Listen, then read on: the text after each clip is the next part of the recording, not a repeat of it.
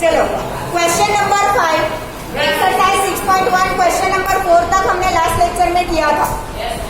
Question number 5 है कि in figure POQ is a line, रे OR is perpendicular to line PQ, OS is another line between rays OP and OR.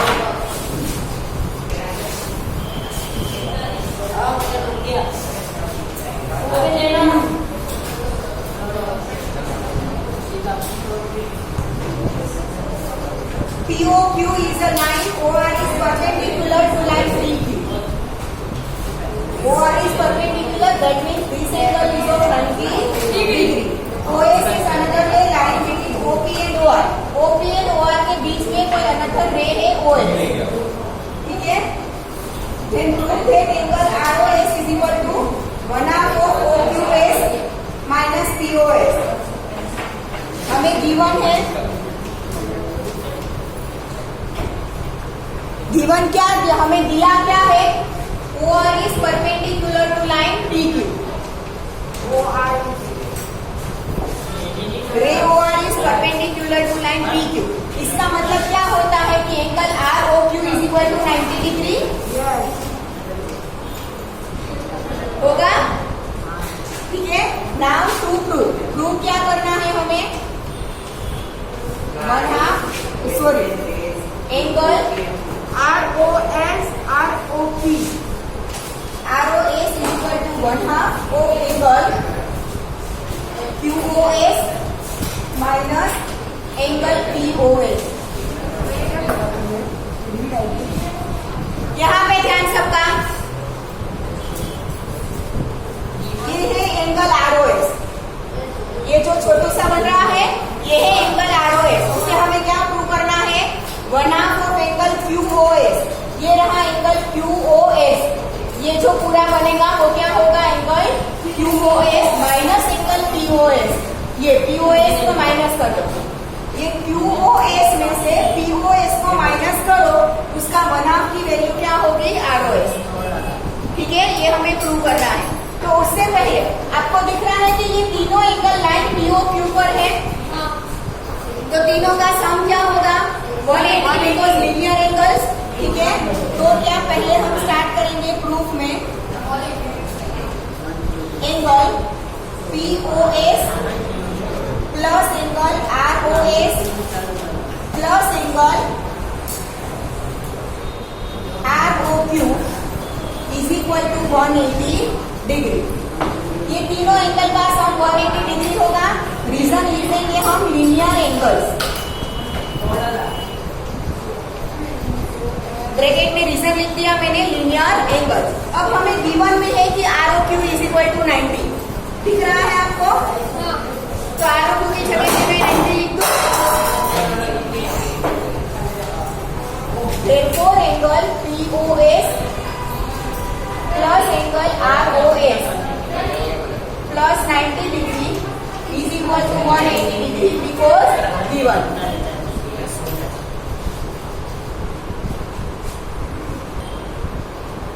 ROQ 90 degree given था तो वो value मैंने लिख दी, तो रीजन में क्या आएगा, गिवन। अब 90 उस साइड जाएगा तो माइनस हो जाएगा, POS plus ROS is equal to 180 minus 90।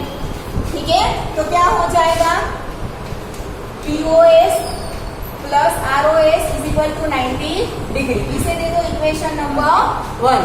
ठीक है, दूसरा हम क्या करेंगे, यहाँ पे हमें दिख रहा है कि एंगल OQS, ये एंगल QOS पूरा, ये एंगल QOS है, वो इन दोनों एंगल का सम करेंगे तो ये बड़ा एंगल मिल जाएगा, यस और नो। ठीक है, ये दोनों का हम सम करेंगे तो हमें क्या मिल जाएगा, QOS। From figure angle QOS is equal to angle ROS plus angle ROQ होगा। QOS, ये angle QOS is equal to ये angle ROS plus angle ROQ। ठीक है, अब मैं एंगल ROS को इस साइड लेके आऊं तो माइनस हो जाएगा, यस और नो। ठीक है, angle QOS minus angle ROS is equal to angle ROQ is 90 degree, yes और नो। ठीक है, ROQ 90 डिग्री। इसे दे दो इक्वेशन नंबर 2 और आर ओ क्यूब की जगह में 90 डिग्री लिखा because it is given. Clear. अब जैसे ही हमने आगे के क्वेश्चन नंबर 4 में किया था लास्ट लेक्चर में, वैसे ही यहाँ पे होगा। देखो इक्वेशन 1 और 2 में RHS 90 डिग्री सेम है, तो दोनों का लेफ्ट हैंड साइड भी क्या होगा, इक्वल होगा। ठीक है, तो फ्रॉम इक्वेशन 1 एंड 2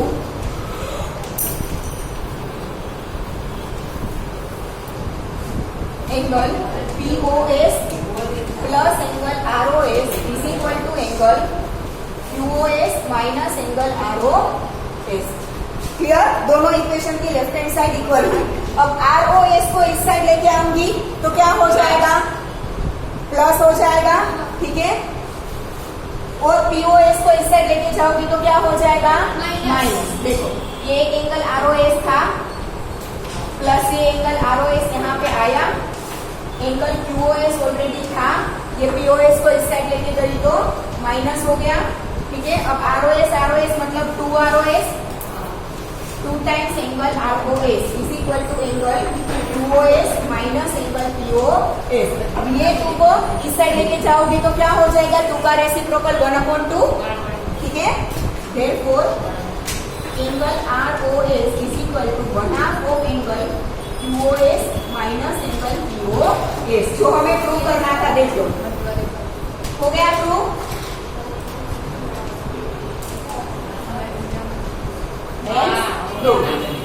ठीक है, वही हमें प्रूव करना था। देखो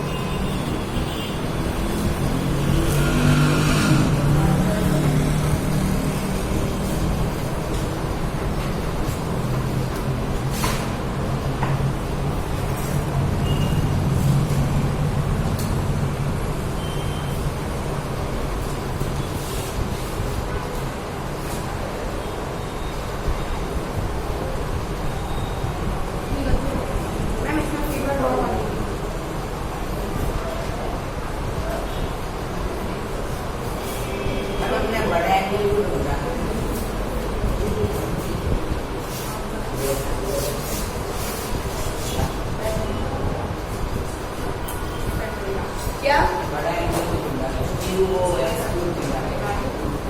ये उसमें हमें ये चाहिए था, इसलिए QOS क्या है, ROS और ROQ का सम होगा इन दोनों का। तो ये ROQ हमें ऑलरेडी 90 डिग्री दे दिया है, हमें ये चाहिए था ROS। तो QOS में से ROS माइनस करो तो क्या हो जाएगा, 90। ठीक है, दोनों का 90 इक्वल है तो इन दोनों का equal. Done everyone, let's move to question number 6। उसमें फिगर गिवन इंफॉर्मेशन से हमें बनानी है। It is given that angle XYZ is equal to 64 degree. 64 degree का हमें एंगल X, Y और Z बनाया। ठीक है, फिर XY is produced to point P। Produce मतलब एक रे को आपने आगे खींचा है पॉइंट P तक, समझ में आया। ठीक है, ये XY है उसे P तक प्रोड्यूस किया है। ये जो XY था उसे प्रोड्यूस कर उस पर क्या आया, P पॉइंट आया। अब draw figure from the given information. Figure draw कर दी। अब रे YQ बाइसेप्स एंगल ZYP। ये Y में से एक रे निकल रहा है, रे YQ। ये एंगल ZYP। ये जो नहीं फिगर से सिर्फ लगना चाहिए, एक्यूट बनाना ताकि वो 64 लगे। ठीक है ना, ये रे YQ है, वो ये एंगल ZYP को क्या कर रहा है, बाइसेप्ट करना किसी भी एंगल को, मतलब कि एंगल को 2 इक्वल टुकड़ों में डिवाइड करना। हमें इंफॉर्मेशन में दिया है बेटा, रे YQ बाइसेप्स एंगल ZYP। रे Y पॉइंट हमारे पास था, उसमें से हमने रे बनाया YQ, जो ये एंगल ZYP को क्या करेगा, बाइसेप्ट। अब वाई क्यू यहाँ पे भी बना सकते हो, पर हमें बोला है कि वाई क्यू ऐसा बनाना है जैसे एंगल जेड वाई भी बाइसेक्ट हो, ठीक है। इसीलिए वाई क्यू ऑब्वियसली बाइसेक्ट करना है तो यहाँ पे भी बनाना पड़ेगा, क्लियर, ठीक है। Find angle X Y Q, ये angle X Y and Q, मतलब ये पूरा एंगल हमें फाइंड करना है। ये angle X Y Q find करना है और रिफ्लेक्स क्यू वाई पी, पहले तो ये रहा क्यू वाई पी, इसका रिफ्लेक्स पूरा ये फाइंड करना है, ठीक है। तो स्टार्ट करते हैं। हमें पहले तो हमें ये फाइंड करना है Q by X, X Y Q या तो क्यू वाई एक्स हमें फाइंड करना है। तो उसके लिए हमारे पास एक्स वाई जेड 64 है, अगर इसकी भी वैल्यू हमारे पास हो तो दोनों का सम कर देंगे तो हमें एक्स वाई क्यू मिल जाएगा। तो पहले ये फाइंड करने के लिए प्रोसीजर करनी पड़ेगी। उसके लिए हमने दिख रहा है कि ये तीनों एंगल कैसे हैं, लीनियर एंगल है, यस और नो, ठीक है। देखो यहाँ पे कुछ प्रूव नहीं करना है, फाइंड करना है। प्रूव नहीं करना है तो वो 3 पार्ट हम given to prove and prove करते थे वो नहीं आएगा यहाँ, ठीक है। जब कुछ प्रूव करना हो तभी वो आएगा, ठीक है। फाइंड करना हो तब डायरेक्टली कैलकुलेशन स्टार्ट हो जाएगा। कहाँ से करेंगे, angle P Q Y, sorry P Y Q, ये एंगल पी वाई क्यू, ठीक है। देखो तीनों ना ले, 3 ना ले और हम सिर्फ 2 एंगल ले। एक तो हमें जो गिवन है वो एक्स वाई जेड, ठीक है। दूसरा हम ले पी वाई जेड, ये दोनों टुकड़ों में डिवाइड नहीं है ऐसा सोचो, तो एक बड़ा एंगल बन गया पी वाई जेड और ये एक्स वाई जेड। तो ये दोनों एंगल कैसे होंगे, लीनियर पेयर ऑफ एंगल्स, ठीक है। तो दोनों का सम कितना होगा 180 degree, angle P Y Z plus angle X Y Z is equal to 180 degree. Reason is linear pair of angles.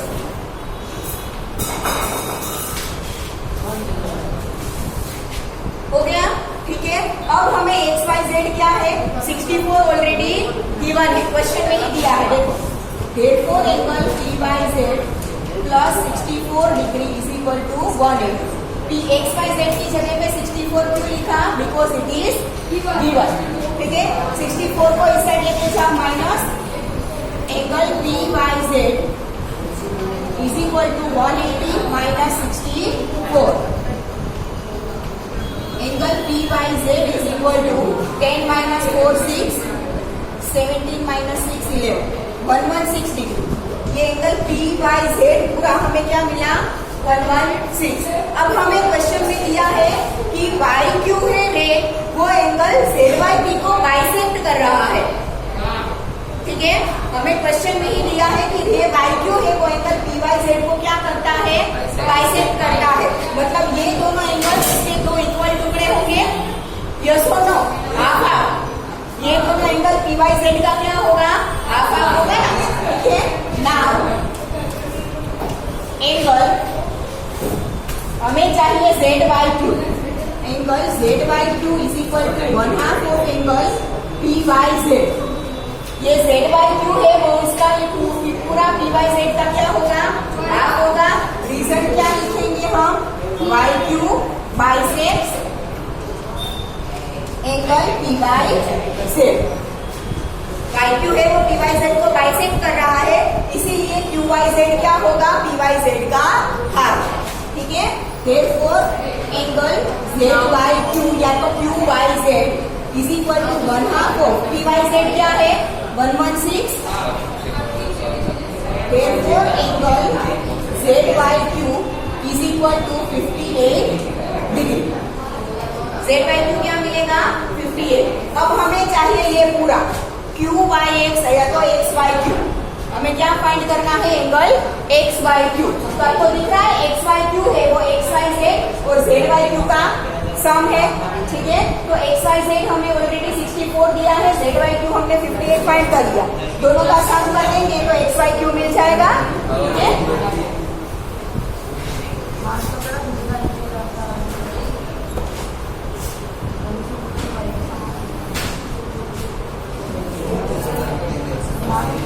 Now angle x y z is equal to angle x y z plus angle z by 2. Therefore, angle XY2 is equal to XYZ 64 degree, ZYQ 58 degree. Therefore, angle XYQ is equal to 122 degree. Angle XYQ हमें find करना था, जो हमें मिल गया 122 degree. एक मिल गया. दूसरा क्या फाइंड करना था? Reflex QYP. ये QYP का रिफ्लेक्स. ऑब्वियसली ZYQ हमें 58 मिला है, तो QYP भी क्या होगा? 58 होगा, क्योंकि बाइसेक्ट कर रहा है ना. ठीक है. अब उसका रिफ्लेक्स फाइंड करना मतलब 360 में से 58 माइनस कर दे. ठीक है. तो पहले ये लिख देते हैं QYP. Angle QYP is equal to angle ZYQ is equal to 58 degree. QYP हमारे पास 58 है. अब रिफ्लेक्स QYP फाइंड करना है. Reflex of angle QYP is equal to 360 degree minus 58 degree. Therefore, reflex of angle QYP is equal to 10 minus 8 to 5 minus 50, 302 degree. आया सबको समझ में? yes. ठीक है. QYP एंड ZYQ दोनों इक्वल होंगे.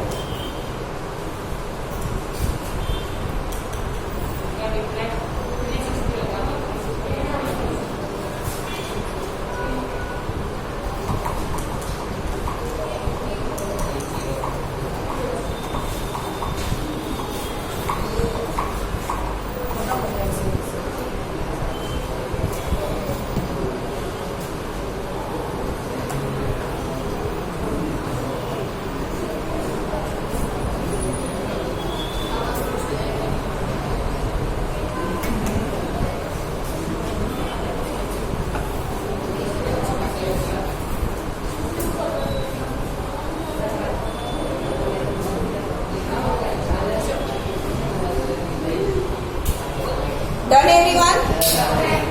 Okay. अब थोड़ी थ्योरी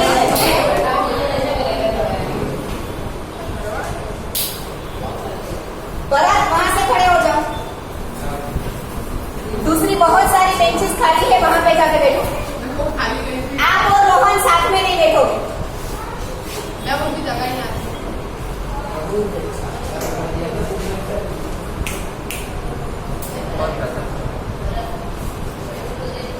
डन एवरीवन? ओके. अब थोड़ी थ्योरी लिखेंगे. एक्सियम 6.2 तक हमने लिखा था, याद हो तो. थ्योरम 6.1 एंड एक्सियम 6.2 तक लिखा था.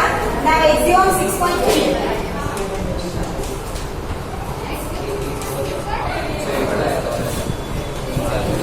नहीं लिखाया है तो चले. एक्सियम 6.3 आपके पास बुक नहीं है? बुक की जरूरत नहीं है, मैं करवा रही हूँ. ओ भाई क्या है ये?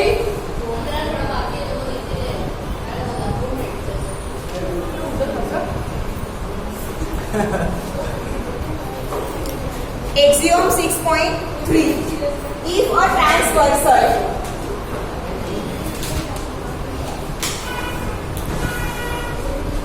intersects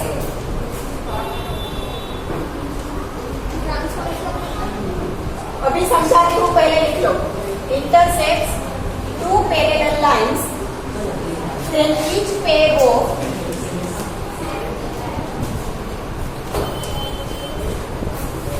corresponding angles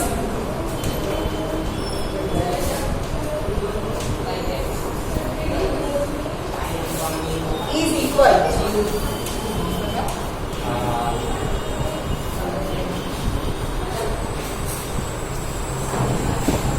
पहले आराम से बातें खत्म कर लेना, फिर बाद में सब लिखना. हाँ,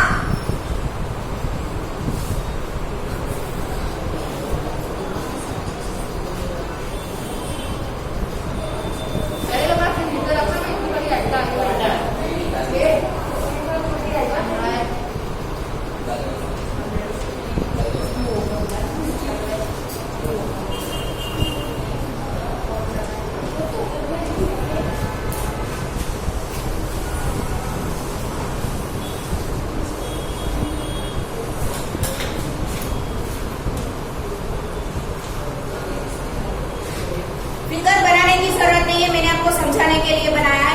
अगर ड्रॉ करना है तो कर लो, आपको याद करने के लिए, समझने के लिए ड्रॉ करना है तो कर सकते हो, कंपल्सरी नहीं है, ठीक है। यहाँ पे क्या बोला है, if a transversal intersect two parallel line, तो पहले तो ये ए और एन दोनों पैरेलल लाइन है, ठीक है। अब ये जो टी ऐसी एक लाइन होगी कि जो दोनों लाइन को एक एक पॉइंट में इंटरसेक्ट करे, तो ये जो टी लाइन बनी है ना उसे बोलते हैं ट्रांसवर्सल। क्या बोलते हैं उसे? ट्रांसवर्सल, ठीक है। अगर दो लाइन पैरेलल नहीं है,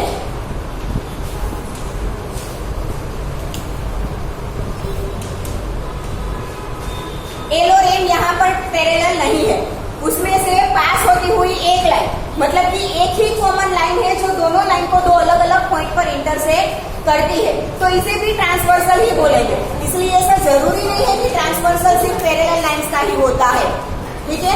ट्रांसवर्सल हम उसे बोलेंगे कि जो दो अलग अलग लाइन को दो अलग अलग पॉइंट में इंटरसेक्ट करती हो, तो वो थर्ड लाइन क्या हो जाएगी? ट्रांसवर्सल हो जाएगी। समझ में आ रहा है? ठीक है। Two parallel line L and M, उसे कोई तीसरी लाइन टी है, वो दो अलग अलग पॉइंट में इंटरसेक्ट यहाँ पर कर रही है, तो ये टी क्या है उसका? ट्रांसवर्सल। अब ट्रांसवर्सल जब कोई भी दो पैरेलल लाइन को इंटरसेक्ट करती है ना, तो उसकी वजह से 8 अलग अलग एंगल्स बनते हैं। यहाँ पे मैंने एंगल्स के नंबर दिए हैं, देखो एंगल 1 2 3 4 5 6 7 8, ठीक है। अब यहाँ पे हमें नाम दिया है कोरस्पॉन्डिंग एंगल्स, तो पहले वो समझ लेते हैं कि कोरस्पॉन्डिंग एंगल्स क्या होता, ठीक है। ये एंगल 1, फिर एक ही लाइन में आपको आना है, कहाँ आना है आपको? एक स्ट्रेट लाइन में आना है, ठीक है। ये ट्रांसवर्सल की कोई एक साइड, ये है ट्रांसवर्सल टी, ये उसकी लेफ्ट साइड, ये और ये उसकी राइट साइड, ठीक है। कोरस्पॉन्डिंग एंगल हमेशा ट्रांसवर्सल की कोई एक साइड के ही चूज किए जाते हैं, और कोरस्पॉन्डिंग एंगल्स की पेयर होती है, मतलब कि दो दो एंगल की जोड़ी होती है। कोरस्पॉन्डिंग एंगल्स हमेशा कैसे होते हैं? पेयर में होते हैं, अकेले कभी नहीं होते, और 3 एंगल नहीं होते, ऑलवेज 2 ही होते हैं, मतलब पेयर में ही होते हैं, और ट्रांसवर्सल के किसी एक साइड में ही होते हैं, या तो दोनों एंगल लेफ्ट साइड के, या तो दोनों एंगल राइट साइड में एग्जिस्ट करते हैं, पर वो पेयर में नहीं आते, वो दूसरी पेयर बनाए। कोई एक पेयर लेनी हो तो उसके दोनों एंगल को एक ही साइड के होने चाहिए। समझ में आया? ठीक है। तो ये ट्रांसवर्सल के लेफ्ट साइड में दो कोरस्पॉन्डिंग एंगल आपको चूज करने हैं, तो ऊपर से स्टार्ट करना है। एंगल 1 लिया तो उसके नीचे का 4 छोड़ दो, फिर लेना है 5 8 छोड़ दो, तो 1 और 5 एक दूसरे के क्या है? कोरस्पॉन्डिंग है। आया समझ में? एक को छोड़कर एक, तो कोरस्पॉन्डिंग एंगल क्या बनेंगे? एंगल 1 एंड एंगल 5 में से हमें कोरस्पॉन्डिंग एंगल की अलग अलग 4 पेयर मिलेगी। ये पेयर नंबर 1, एंगल 1 एंड 5, ठीक है। अब उसी साइड में 1 को लिया था, 4 को छोड़ दिया था, 5 को लिया था, 8 को छोड़ दिया था। अब मैं 4 को ले रही हूँ, 5 को छोड़कर 8 को ले रही हूँ, और ये जो 4 एंड 8 बनेंगे वो दोनों क्या होंगे? कोरस्पॉन्डिंग। आया समझ में? ठीक है। दूसरी पेयर बनेगी एंगल 4 एंड एंगल 8, ठीक है। ये right hand side, left hand side के चारों एंगल आ गए दो दो की पेयर में। अब जाना है right hand side. Right hand side ये 2 लिया तो 3 को छोड़ दो, तो क्या लेंगे? 6। आया समझ में? एक को छोड़कर एक लेना है, तो angle 2 and angle 6। Fourth pair जैसे यहाँ पे था 3 एंड 7। आया समझ में? ये कोरस्पॉन्डिंग एंगल की 4 पेयर। जब भी कोई ट्रांसवर्सल दो पैरेलल लाइन को इंटरसेक्ट करता है, तब total 4 pair of corresponding lines हमें मिलेगी, ठीक है। Corresponding angles done, clear? ये हो गए कोरस्पॉन्डिंग एंगल्स। अब हमारा एक्सियोम क्या है? If a transversal intersect 2 parallel lines, then each pair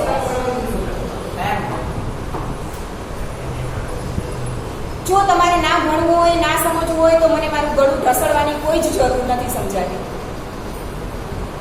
સમજવું હોય તો તમે 50 વાર પૂછશો તો પણ હું સમજાવીશ, પણ તમારે સમજવું હશે તો.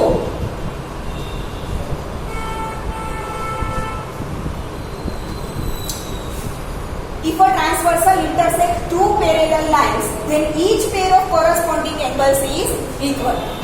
चार हमें 4 पेयर मिली अलग अलग, ठीक है. ईच पेयर इज इक्वल मतलब 1 और 5 एक दूसरे से इक्वल होगा. सारे एक दूसरे से इक्वल नहीं होंगे. पेयर में जो दो एंगल होते हैं वो एक दूसरे से इक्वल होते हैं, ठीक है. तो यहाँ पर हमें क्या मिलेगा, एंगल 1 और 5 इक्वल मिलेगा, 4 के साथ 8 इक्वल मिलेगा, 2 के साथ 6 इक्वल मिलेगा और 3 के साथ 7. आठों के आठों एंगल एक दूसरे से इक्वल नहीं होते. कोरेस्पॉन्डिंग एंगल की जो पेयर मिलती है वो पेयर में एक दूसरे से क्या होते हैं, वो इक्वल. आया समझ में?